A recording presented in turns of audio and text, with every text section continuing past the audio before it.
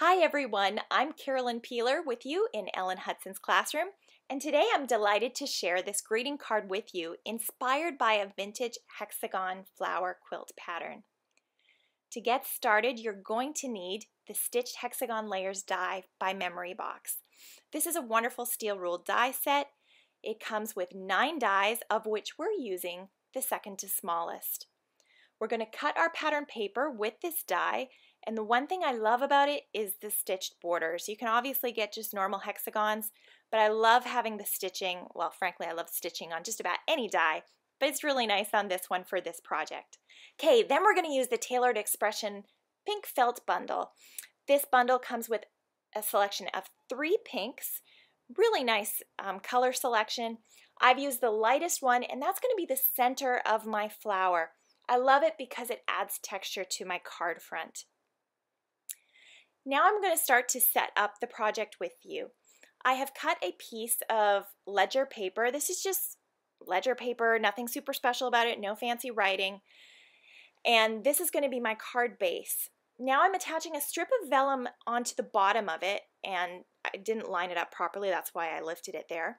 As you can see, I put the adhesive on the bottom left because I know that's going to be hidden behind the scalloped border. On the right, I'm going to be sewing it to attach it. So this is a great tip if you don't have vellum glue with you. If you don't have any in your stash at the moment and you want to use vellum, try to look for places where you can put regular adhesive and hide it behind some pattern paper and then secure everything perhaps with a sewing, some stitching.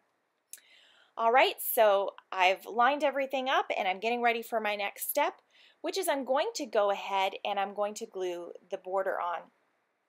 Off camera, I did glue the white cardstock down already, and I also trimmed the white cardstock and the vellum on the right hand side so that it's all the same size as that ledger paper that was in the background. Now I'm going to attach the scalloped border.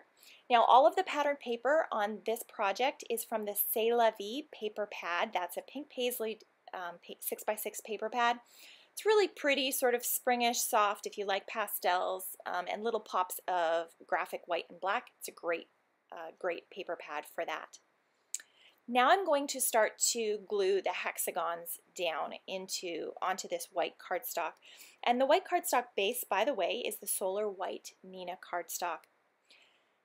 To glue down my hexagons, I am starting with the centerpiece, and then I'm going to do the bottom and top of the center, and then I'm going to glue the 2 pieces on either side. Now if you preferred, you could go ahead and glue the center one and then glue the rest of them in a clockwise pattern. It really doesn't necessarily matter so much. It's more just a case, as I put in the description for today's project, this is actually the gluing of the hexagons, for me, is the most challenging part of this whole project.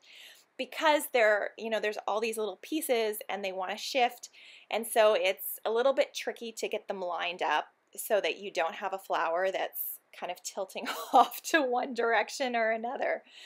So that's the thing that I found the most challenging, and perhaps you might too.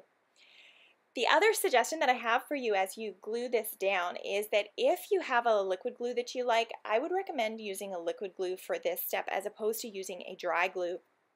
The reason for that is that a liquid glue will allow you to put the piece of paper down onto your card base and then to shift it a little bit to be able to nudge it into place, whereas if you have a dry adhesive, you can't. Once you've stuck it down, you actually have to peel it back up. So that's my suggestion for helping a little bit. It will help with the ease of construction. The other thing you can note is I have left a tiny little gap between each of my pieces. So it's almost like if this was tile, for instance, like that's where your grout line would be. Obviously, if it was a quilt, you wouldn't have those lines. Okay, so I've just gone off camera and cut the border to size. Now I'm showing you that I'm going to take it to my sewing machine and I'm going to sew where this vellum lifts and also around the pink hexagon. For the next step, I'm using this thanks stamp from this Mama Elephant stamp set. This is the Many Thanks set. It's a great set. I find thank you cards are the cards I make the most often, and this actually is a really versatile set. I love it. I'm using archival ink to stamp with, And part of that is because I'm stamping onto vellum, so I don't want a very wet ink. I want one that's going to dry really quickly. So I've stamped that onto the vellum. You'll want to make sure at this point that you don't rub it with your fingers. So either set it aside and allow it to dry, or just be really careful and cognizant of the fact that the ink is still a little bit damp. I was showing you there that I have, because I sewed onto my card front, you have this exposed stitching. And this is why I built my card on, I call them card blanks or card fronts, and then after I'm done, I glue them onto a fully functioning card, because I so often sew on my projects and I don't want someone to open their greeting card and see a stitching line on the inside. So I've cut a piece of cardstock that is the right size for my card, and now I'm going to glue this card front onto my fully functional card so that I have a usable project that looks clean and neat and tidy. So there we go. We can see I open it up, all nice and clean and good to go. So I'd like to thank you so much for taking the time to join me today. I hope you enjoyed the project, and if you have any questions, please feel free to leave them in the comments, and I'll get back to you as soon as I can. Have a great day.